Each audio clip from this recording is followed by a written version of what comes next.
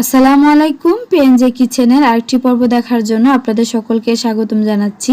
আজকে আমি আপনাদের সাথে শেয়ার করব বেগুনি রেসিপি, আর সেটা হলো শুধুমাত্র বেসন দিয়ে আমি ব্যাটারটা তৈরি করব। আর ব্যাটারটা দিয়ে আপনারা সব ধরনের পকোড়া, যেমন আলুর চপ, মরিচা, সব ধরনের পকোড়া কিন্তু তৈরি করে নিতে পারবেন। তো চলুন আমরা কথা না বাড়িয়ে রেসিপিতে চলে যাই। বেগুনি তৈরি করার জন্য প্রথমে আমি এখানে একটা মাঝারি সাইজের বেগুন ভালো করে পরিষ্কার করে আগে ধুয়ে নিয়েছি।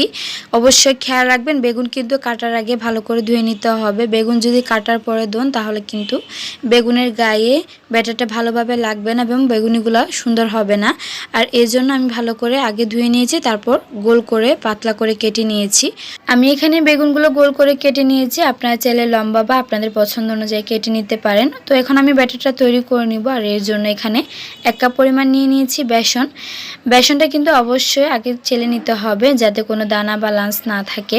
তো এখানে আমি দিয়ে দিচ্ছি 1 টিস্পুন মতো লবণ। লবণটা অবশ্যই আপনারা আপনাদের স্বাদ অনুযায়ী দিয়ে দিবেন।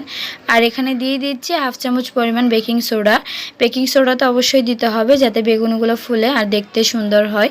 তো এখানে আমি 1 টিস্পুন মতো দিয়ে দিচ্ছি মরিচের গুঁড়ো, 1 টিস্পুন মতো দিয়ে দিয়েছি হলুদের গুঁড়ো। আর এখন আমি শুকনো উপকরণগুলো ভালো করে একটু মিশিয়ে নিব। আর অল্প অল্প পানি দিয়ে ব্যাটারটা তৈরি করে নিব। ব্যাটারটা অবশ্যই একটু ঘন করতে হবে, যেহেতু বেগুনি ব্যাটারটা একটু ঘন হয়। বেগুনি ব্যাটারটা যদি ঘন না হয় তাহলে কিন্তু বেগুনি গায়ে ব্যাটারটা লাগবে না আর বেগুনিটা সুন্দর হবে না। আর ওই জন্য ব্যাটারটা একটু ঘন করতে হবে। তো আমি ভালো করে হ্যান্ড উইচ দিয়ে অল্প অল্প পানি দিয়ে ব্যাটারটা তৈরি করে নিচ্ছি। আর আপনারা দেখতে পাচ্ছেন ব্যাটারটা কতটুকু ঘনত্ব হয়েছে। আর অবশ্যই আপনারা এভাবে করে ব্যাটারটা তৈরি করে নেবেন। ব্যাটারটা যদি পারফেক্ট হয় তাহলে আপনার বেগুনিগুলো পারফেক্ট হয়। এই জন্য আমাদের আগে বেগুনি ব্যাটারটা পারফেক্টভাবে তৈরি করতে হবে। তো এখন আমার ব্যাটারটা তৈরি করা হয়ে গেছে, আমি এক সাইডে করে রেখে দিচ্ছি 20 মিনিটের জন্য রেস্টে। 20 মিনিট পর ব্যাটারগুলো রেস্টে রাখার পর একদম পারফেক্টভাবে আমার ব্যাটারগুলো তৈরি করা হয়ে গেছে বেগুনি তৈরি করার জন্য। আর এখন আমি চুলা একটা প্যান বসিয়ে দিয়েছি, এর মধ্যে তেল দিয়ে দিয়েছি পরিমাণ মতো। আর এখন আমি ভালো করে ব্যাটারটা ডুবিয়ে নিয়ে বেগুনগুলো তেলের মধ্যে ছেড়ে দিচ্ছি। খুবই সহজ কিন্তু বেগুনির ব্যাটারটা তৈরি করা। আপনারা চাইলে যে কেউ খুব সহজভাবে ব্যাটারগুলো তৈরি করে নিয়ে পারফেক্টভাবে বেগুনিটা তৈরি করে নিতে পারবেন। আর যারা এখনও পর্যন্ত ট্রাই করেননি, আশা করব একবার ট্রাই করবেন, অবশ্যই আপনাদের কাজে আসবে।